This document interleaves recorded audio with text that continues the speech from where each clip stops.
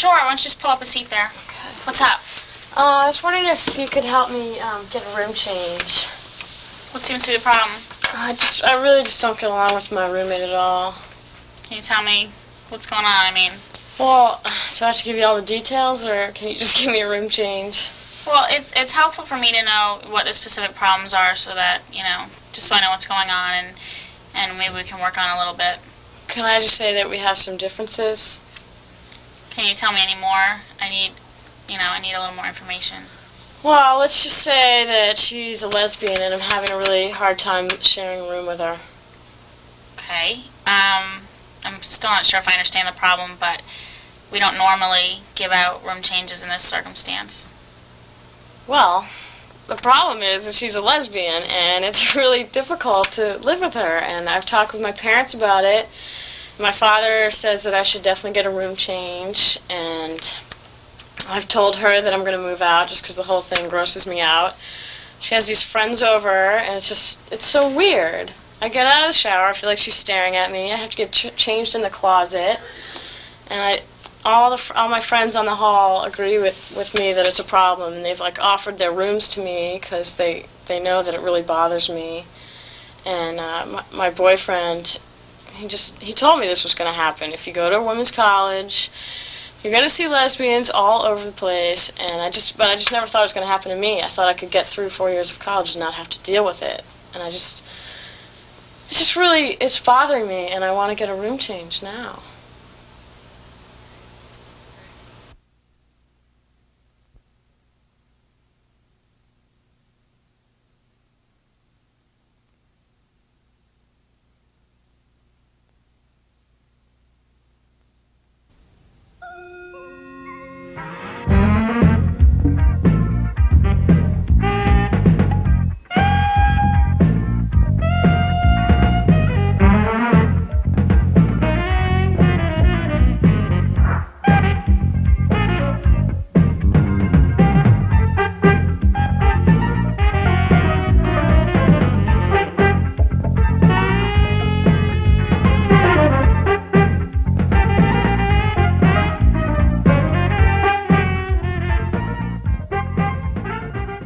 What can I do for you today? Well, I just came in because I've been feeling dizzy and nauseous, and I've just been really tired. I haven't been able to do anything lately. When was the first day of your last period? About 2 months ago. Well, we need to do a pregnancy test first. There's no need. I'm not pregnant. Are you telling me that you're not sexually active? Well, no, I am sexually active, but there's no way. Do you faithfully use birth control? No, I don't need to use birth control. There's no way I'm pregnant. Listen, hon, I know you think that, but if you haven't had a period in 2 months and you've been feeling dizzy and tired and nauseous, we have to rule out pregnancy. There is a possibility that you could be pregnant. There's no need for that. I'm not pregnant. I'm gay. I don't have sex with men. Oh. Oh.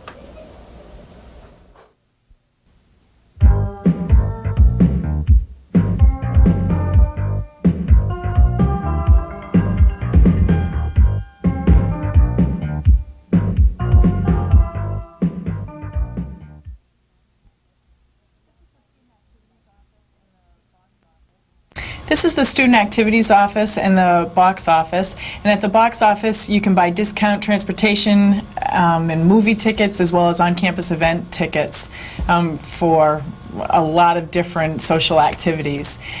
We're looking over to our left where you have the ride board, and if you're interested in going home or going and taking a road trip up to see a friend at another school, you can get together and share expenses with people from other schools or from Simmons.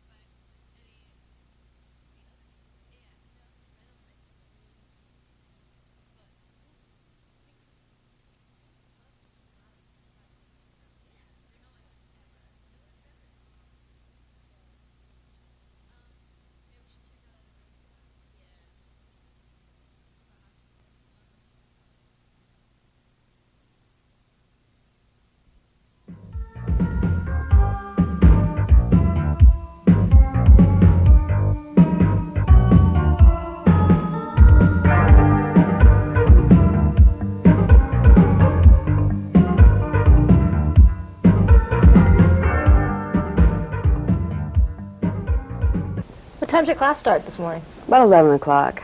Mine too. Yeah, I was up pretty late last night studying, so I'm pretty beat this morning. Yeah. You know, I thought I'd love this class. You know, it's my major and everything. Sounded really interesting, but I guess I'm not into it this semester. Yeah, I know what you mean. Is that the inequality class that you're taking? Yeah. What everyone's talking about. Yeah. Well, I feel about the same way. You know, I'm taking this class in English, and it's on sex, love, and romance. And I feel the same way. I feel isolated. Yeah. Sounds pretty hot, though. Yeah, everyone in the class just talks about marriage and their boyfriends, and I'm just not into that. Ditto. I mean, check this syllabus out. Oh, wow. Women's Studies. Choose Women's Studies. I read The Awakening, one of my classes. I loved it. Mm-hmm. What's this book? Odd Girl Out? Yeah, we're reading that now. It's right here. I mean, the first day of class, the professor said that she was going to try and talk about other relationships, but I tried to bring up some differences as to how lesbians love each other, and it just seemed like everybody in the classroom just didn't want to talk about it. Isn't it always that way?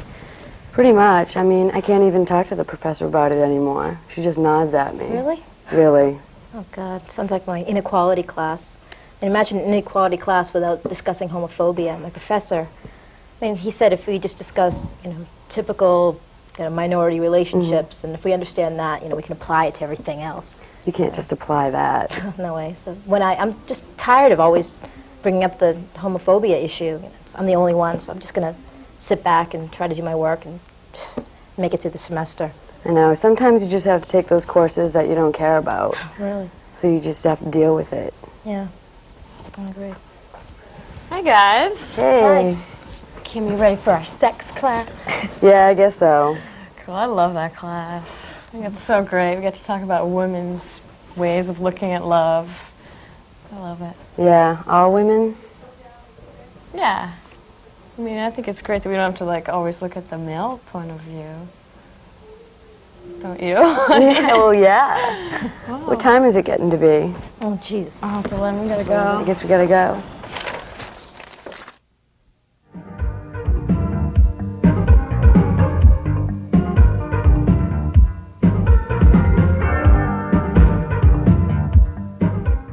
I am so fed up with this Gala Week event. Why do we have to do it? Gays? I mean, they don't have any rights, do they? I know exactly what you mean. I mean, why don't we have a heterosexual awareness No week? kidding. There's so much better things to talk I'm about. really sick of it.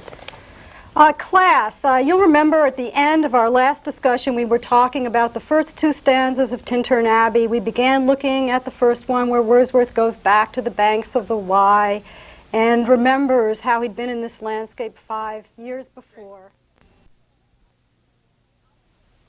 I am so fed up with all this Gala stuff, all these events for them. They have no rights. I know what you mean. I mean, why don't we have a heterosexual awareness week? No kidding. You know, I can't help overhearing this conversation. What do you think the purpose of Gala Week is, class? I am so fed up with all this Gala Week stuff. Why do we have to have all these events for them, the gay people? They have no rights. Yep, I know exactly what you mean. I mean, why don't we have a heterosexual awareness week? No kidding. You know, class, I couldn't help overhearing what you were talking about when I walked in. And I'd like you to think about what you said. And I'd like you to think about the fact that there probably are lesbian students in this class right now who are overhearing that conversation.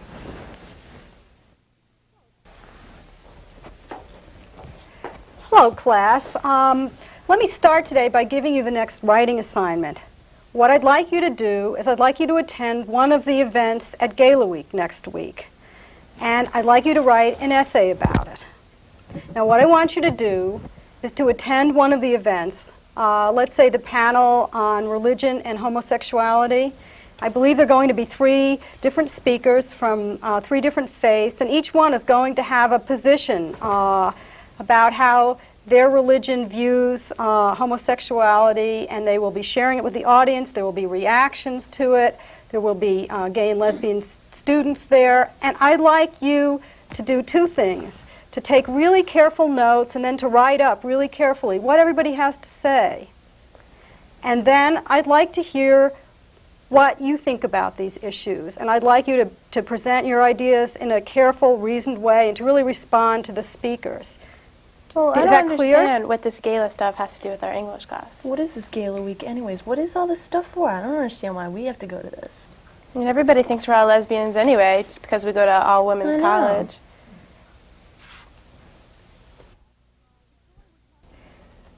Okay, class. The story we're talking about today is Paul's Case by Willa Cather.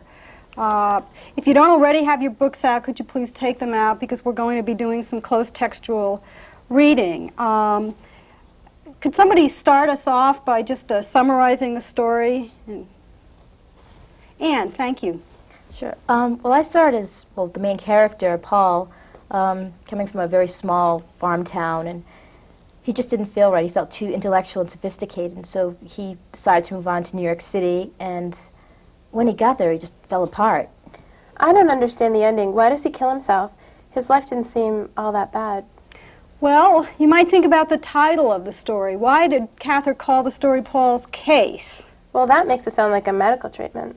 Or some kind of psychiatric study. So is he just crazy?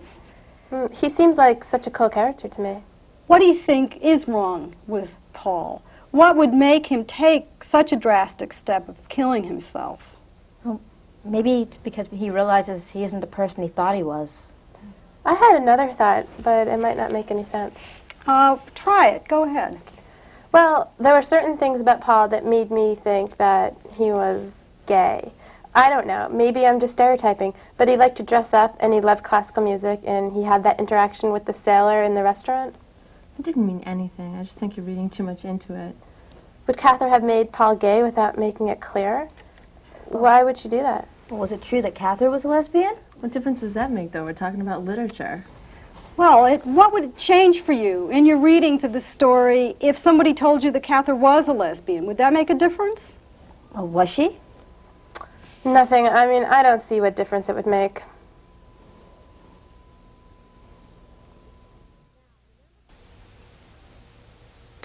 Now, remember class, your midterm papers are due in 2 weeks. Though the topic is optional, I want you to be sure to remember that this is a course in women's history and that your paper covers at least some of the areas we've discussed so far in this class. Any questions? How long does this paper have to be? 8 to 10 pages is fine. Anything else? Nobody? Okay, then let's move on. In our last class, we were discussing the women's movement of the 19th century. What I want to do now is focus on 2 very different kinds of movements for social change that were occurring at this time.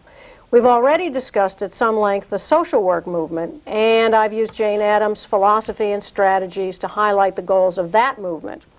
Remember that for Addams, poverty was the most pressing social problem of the time, and that in founding Hull House with Ellen Gates Starr, she sought to help the poor, especially immigrants. As we discussed, she found civic vice and corruption and campaigned for better working conditions for women and stricter child laws. She was also a committed pacifist who opposed World War I, much to the chagrin of Woodrow Wilson, I might add, and she won the Nobel Peace Prize in 1931. We've tried to put Addams' principles into the context of the 19th century and to look at how her work might be framed in the context of that culture's notions of femininity and feminine virtue. Now I want to contrast that model with that of the women's suffrage movement and one of its leaders, Elizabeth Cady Stanton. Any questions so far? Okay, now, you all should have read Rossi's treatment of Stanton's life. Who can share some of that with us? Yeah. Well, she was married, I think, for about 47 years to Henry Stanton, who was a leader in the abolitionist movement, and she had lots of children. Mm-hmm. But she was incredibly critical of marriage and tried to get changes in the divorce laws and stuff like that. Well, and every time I heard her name, I think I've only heard it with the name Susan B. Anthony. They seem to be only like a husband, more like a husband and wife than Elizabeth and her husband.